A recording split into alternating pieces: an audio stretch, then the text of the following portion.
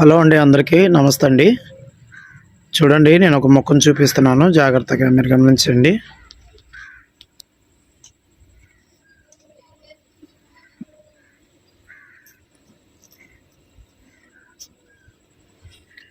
ఈ మొక్క పేరు వచ్చేలకి రణపాల మొక్క అండి.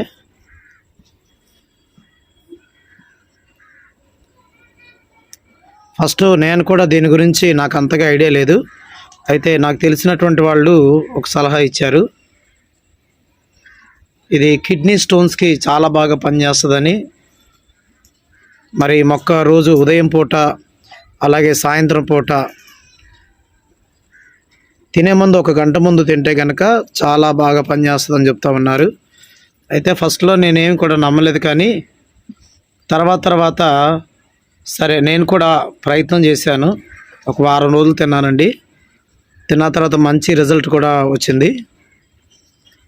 ఈ కిడ్నీ స్టోన్స్ చాలా అంటే చాలా బాగా యూజ్ అవుతుందండి ఈ మొక్క. ఇది అన్ని చోట్ల దొరికిద్ది అంటే అన్ని చోట్ల దొరికిద్దని అనుకుంటున్నాను, కానీ కొంతమంది చెప్పడం ఏమన్నారంటే ఇది అన్ని చోట్ల దొరకదు, కొన్ని స్థలాల్లో మాత్రం బాగా ఎక్కువగా దొరుకుతూ ఉంది అని అంటున్నారు. మేము ప్రజెంట్ ఒక ఆకు తీసుకొచ్చేసామండి. చూడండి, ఆకు మొత్తం కూడా ఒక తోటలాగా వచ్చేసింది. బాగా ఎక్కడ చూసినా ఈ రణపాల మొక్కలే వస్తూ ఉన్నాయి.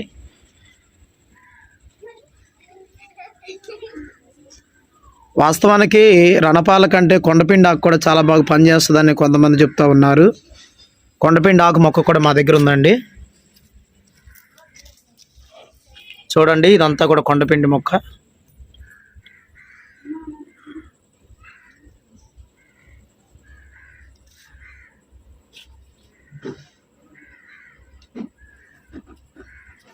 సరేనండి, ఎవరికైనా కిడ్నీ కనుక స్టోన్స్ ఉంటే కనుక ఖచ్చితంగా ఈ మొక్కను వాడండి, చాలా బాగా యూజ్ అవుతుంది.